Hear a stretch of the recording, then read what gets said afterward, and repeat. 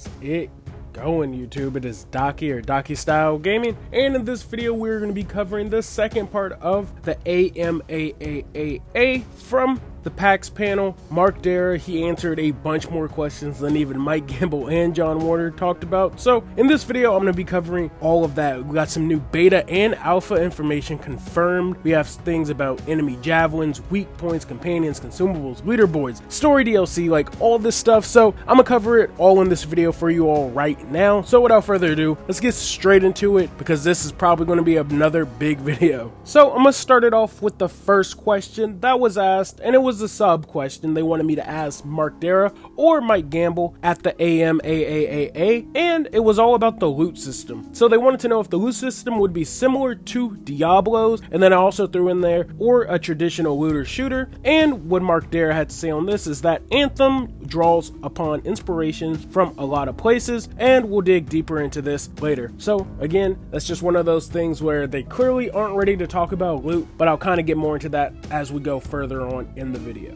So this next bit of information I'm pretty happy to hear. So when asked about a beta prior to February 1st, 2019, which is the demo date, Mark did say that there will be something. So there will be something that players can get their hands on prior to next year. And in another tweet, he also continued and added, there's no details on it yet, including the scale of availability, meaning this will most likely be a closed beta that not even most of the public most likely get their hands on. This may be something either internal or select few people of either the Anthem community or something you have to sign up for to get your hands on. Now, don't worry about that because there is something else I will address on the video about the alpha. So, next question was another demo question, and they just asked if the demo would be timed, and of course, yes it is, as in, it'll be timed to either a certain amount of days we can play it, and then at some point they'll probably shut off the server for it altogether. But I suspect about a good 4 to 5 days of us getting able to play the demo on February 1st when it drops. The next question was about dialogue options and if we'd be able to skip them, and we can. They said the dialogue options are skippable and you can skip them in Fort Tarsis, but scenes out in the open world such as cutscenes cannot be skipped. So keep that in mind. Now this next question I have actually covered before a while ago when they asked John Warner some questions in the AMAAA, I believe, and they were just talking about the whole gear level and how we would be able to change our armor if it would affect our power level and things of that nature. And Mark Dara did go on to pretty much reiterate what John said, saying that personalization is visual, meaning your paint and your armor and parts of that nature, and then personalization, your stats, cover a wide gambit of other items and things of that nature. So again, like John had actually stated, you can look as nice as you want to and be as powerful as you want to. So it's not going to be how Destiny, where if you want to be max power level, you have to have a certain piece of gear on. Now this next question I did answer in my previous video. Mike Gamble addressed it and he gave us a different answer, but this answer is just as cool in my opinion. So when asked about the healer and support roles, in the previous video, Mike Gamble said that it would be tied to either gear and things of that nature that would allow you to have debuffs or buffs. Now, when asked to Mark Dara about the healer and support roles, what he had to say on the subject is, we are not talking about the Storm at this time. So I'm super happy to hear that too, because again, Storm Master Race, you know that's what I rep.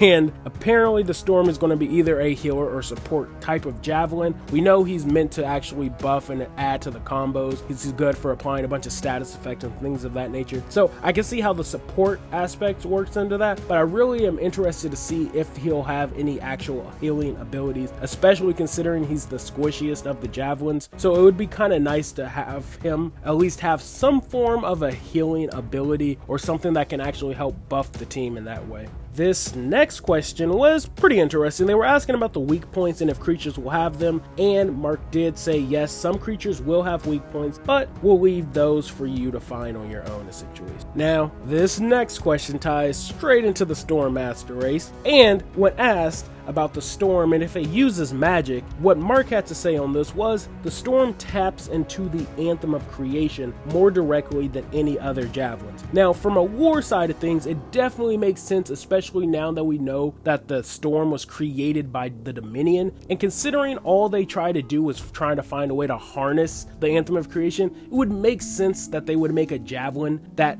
can tap into it a lot better. So from a lore side of things, that's pretty cool, but from a gameplay perspective, I really wonder how that's going to work. That may actually tie into why he's the strongest of all the javelins in terms of DPS, but very curious to see what's going to happen in the story with this. Now, this next question was actually pretty interesting. I mean, we kind of knew this because of the Dominion, but I'm wondering if there'll be even more. So when asked if there would be enemies who use javelins, he did go on to say that yes, there will be, and they are the toughest non-boss creatures to fight in the game. So me personally, I'm hoping they're like God of War style, like in terms of the Valkyries in the newest God of War that drop rare items or weapons or even armor that is specific to their type of javelins that you fight. So that's what I personally want, but it is pretty cool that there will be challenging non-boss creatures that'll be in javelins, and I feel like that'll mix up the gameplay and mechanics, trying to essentially fight someone who's almost your equal. I feel like that'll be a pretty cool encounter in the games. Now, apparently, this next question, there is going to be a mentoring system in Anthem, something that'll be an incentive to give players to help new people playing throughout the story and things of that nature. Well, when asked if we could get any more details on it, what these incentives would be, Mark Dara did say there's no more details on this yet. So probably be getting more of this a little later, but I'm actually happy that they have something like this. I know Destiny used to do that whenever like the new DLC would come out. I remember they did that during the Taken King. I believe they also did it during Rise of Iron, where if you help players out, you could get exclusive swords, sparrows, things of that nature that you could only get, even emblems, I believe, for helping out new players that are coming into the game. So I'm wondering, and I'm kind of hope that the incentives that we get will be really rare and really exclusive items that again you can only get for helping these players. That would be something cool and would give another way for some of the OG players, I should say, or just some of the players in game to earn some more stuff and some vanity items that'll be exclusive to them for helping out the community. Now, this next question was asking if we would have some type of hub or a player hub where we could meet other players, because why would we be able to customize their javelins but not be able to show them off? So what Mark had to say on this subject was there's no player hub at launch, but there will be several different ways to show off our javelins, probably even our emotes, our gear, things of that nature. So I'm looking forward to that because I do want to show off all the different customizations and designs. Plus I want to see what everybody's rocking, you know, see what type of gear they got from new raids, strongholds, things of that nature. I think that'd be pretty cool. Now this one we've kind of known before, but I wanted to throw this one in here because I know this one will get the Colossus fans pretty happy. So when asked to Mark Dara what his favorite javelin is, he simply said the Colossus and hashtag thick boy. So for all you Colossus fans, or now I should say thick boy fans, Mark Dara is a fan of the Colossus and that is his favorite javelin. Sorry you Interceptor fans, clearly nobody's really rocking with that, and even the Rangers, so you know you might want to switch to the Storm Master Race. I mean, you could go with the thick boys, but I'm just saying Storm Master Race sounds a lot nicer, but that's just me. So next question that was asked was if we'd be able to craft top tier weapons or armors, and he did say that we will be able to, and for me, I feel like that's a very smart move. So for players who actually can't, you know, do some of the strongholds, or are at least solo players and can't do raids or don't have teams to run it with, they don't have to worry about not being able to get some of that higher in-game level gear, and the fact that they'll be able to craft it is something that's super smart, and I'm really happy to hear that they're doing that. And now we're on this question. We were like 3 weeks in and we were doing it. We were doing so well. But somebody had to ask if there would be a collector's edition, steelbook edition, or any other edition of Anthem. And we all know at this point what Mark had to say. There are currently only 2 editions of the game planned. Come on guys, we know this by now, we should. So stop asking this man these questions so that he'll have room for some of the newer questions. Now this next question is a very interesting question, and I'm happy the way he answered it. So they were asking if we'd have different customizable flight effects, and what Mark had to say was no customizable flight effects at launch, but he is super interested in doing this. So I'm actually pretty happy to hear that, just because I can see some of the crazy stuff that they could do, whether it be rainbows shooting out of your jets or like big pink hearts that flutter around, butterflies, like just some of the craziest stuff with some of the flight trails I could see them doing. So I'm happy that he actually says they're super interested in doing this, and hopefully some point post-launch we'll get that implemented in the game, because I think that would be pretty cool as well.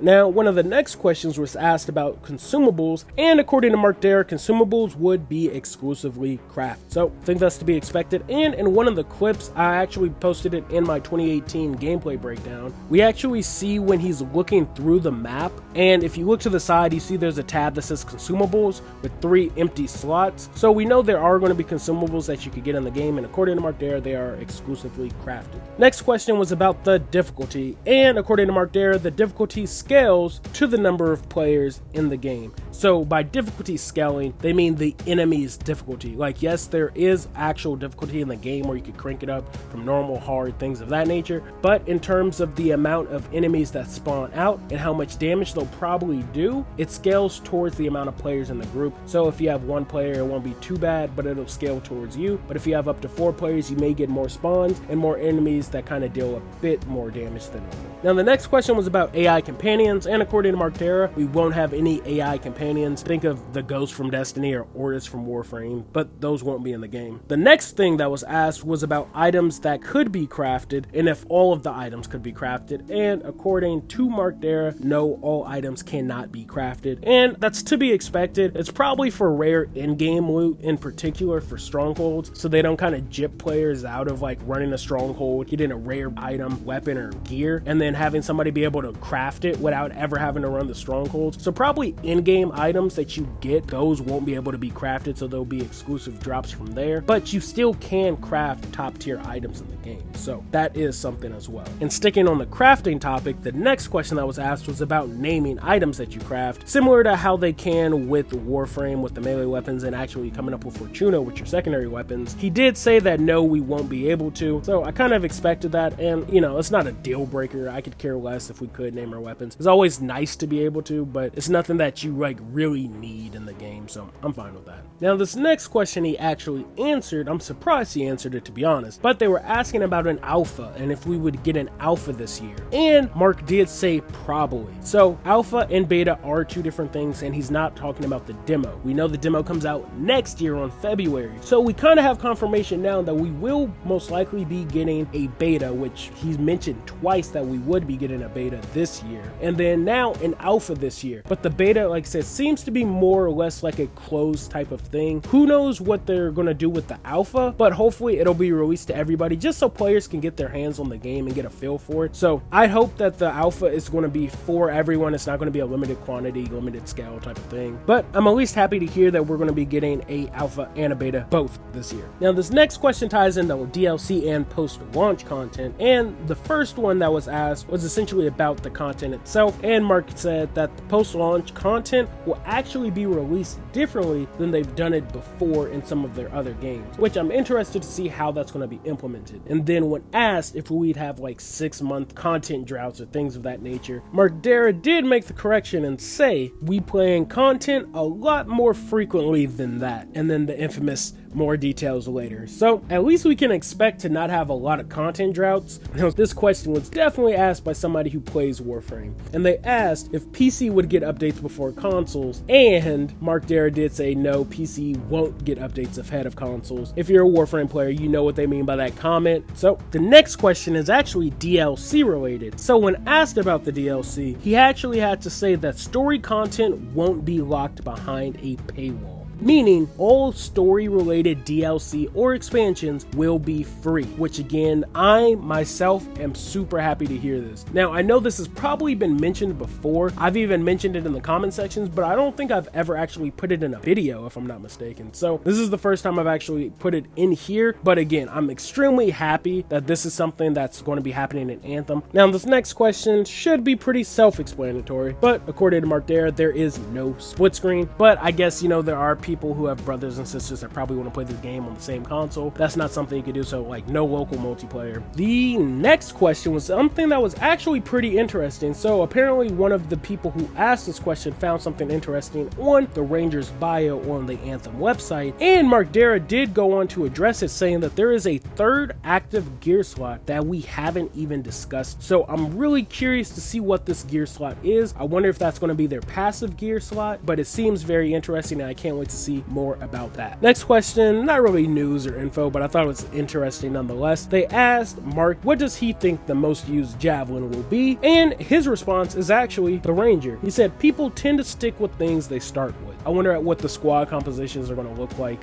come release of Anthem. Next question was asking about the side missions, and according to Mark Dara, you won't miss out on any side missions by not doing them. So if you're just trying to complete the main story, doing all the story missions, after you complete the story, you can go back and do those side missions if you want to. You're not going to miss out on them, miss out on the loot or any of that from not doing them right away. So that's something that's pretty cool. Next question was a customization question and was asking if we'd be able to create or upload decals similar to how Warframe has their glyph system, or even how Call of Duty used to let you make your own emblem on the game. And they said that this would not be a thing, mainly to avoid harassment or copyright concerns, and that makes a lot of sense. This next question is pretty interesting, and I'm pretty sure I've covered this at some point. It may have been a while ago though, but according to Mark Dara, weapons will have perks, and one of the examples that were given was like a faster reload on precision kill. So that's something to expect, and something I think we probably should have expected. Now the next question we got was another Javelin customization question, but what Mark actually had to say on the subject was that they'll probably do a video on it at some point showing off the customization. So I can't wait to see that, because that's something I'm actually extremely curious about, and I know a lot of people in the comment section that I see are very curious to hear about that too. So I really wonder how the customization is going to work. Now this next question is for all of you speedrunners, and according to Mark Dara, there will be an incentive for not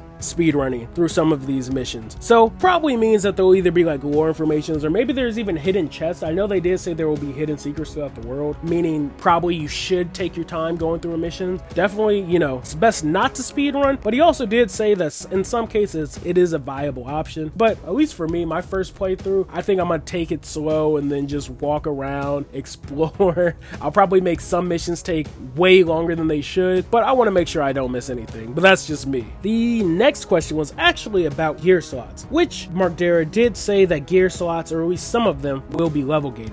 And at the end of the day, your main goal is to get your freelancer to max level. So that's nothing I'm too worried about, and I don't think anybody really should be. All right, guys, thanks for bearing with me. On to the last 6 questions. The next question was asked about different armor and customization, and according to Mark Dara, there will be helmet and armor packs in the game, and they can even help change your Javelin's geometry. So I thought that was pretty interesting, and I kind of wonder what's going to come in some of these packs. If it's like completely different helmets, visors, parts for helmets. Like I said, I'm really curious on how deep the customization in Anthem is going to be. This next one is for all the tryhards, so that means myself included. According to Mark Dara, there will be leaderboards for certain content in the game. I'm happy to hear that there will be leaderboards. Hopefully there'll be really good rewards or incentives for placing at the tops of some of these leaderboards, but even if there's not, you know, it'll be nice to maybe see your name just, you know, in the game itself. The next thing was about Fort Tarsus, and Mark did say that Fort Tarsus will change visually based on the missions that you do. Now this next question I believe is actually a sub question, but when asked if we'd be able to just hover and fly above enemies, Mark Dara did say most enemies will have range attacks. So doesn't look like we'll be able to cheese everything or cheese missions where we could just float or hover infinitely in the air and shoot down and enemies can't bother us, because again, according to Mark Dara, most enemies will have a ranged attack, meaning they can probably shoot you out the sky. So, you know, look out for that, and no real way of cheesing, which again, you shouldn't want to cheese through a game unless there's some really good loot that you just want to keep trying to grind for. Okay, I'm kidding, I'm not going to go there. Next question was about bows and arrows and if they would be in Anthem, and according to Mark Dara, no, we don't need a gimmick to sell the game. Destiny. Next question and last question was about the freelancers and our level again. And according to Mark Dara, our freelancers will need to be a certain level to equip certain top tier gear in the game, or higher level gear, masterwork, legendary, things of that nature. Again, to be expected, so I'm completely fine with that. So that's all I got for these Mark Dara related questions from the AMAAA, and just some of the new Twitter questions I was asked within the week's time. This is actually like 2 weeks worth of questions. That's why this video is so long. This was over 50 plus questions, I believe. So again, sorry that this video was super long. I know in my last comment section, people were saying that they prefer longer videos, but I feel like people don't watch if they're too long. So I always try to keep them short if I can, but then at the same time, I want to give y'all as much information as I can. So if you all made it to the end, thanks for watching. Put in DSG in the comment section just to let me know you actually made it to the end, because I kind of want to see how many people are truly watching my videos to the end. But thanks again, guys. Thanks for the love. Thanks for the sub. I'll catch y'all later. Peace.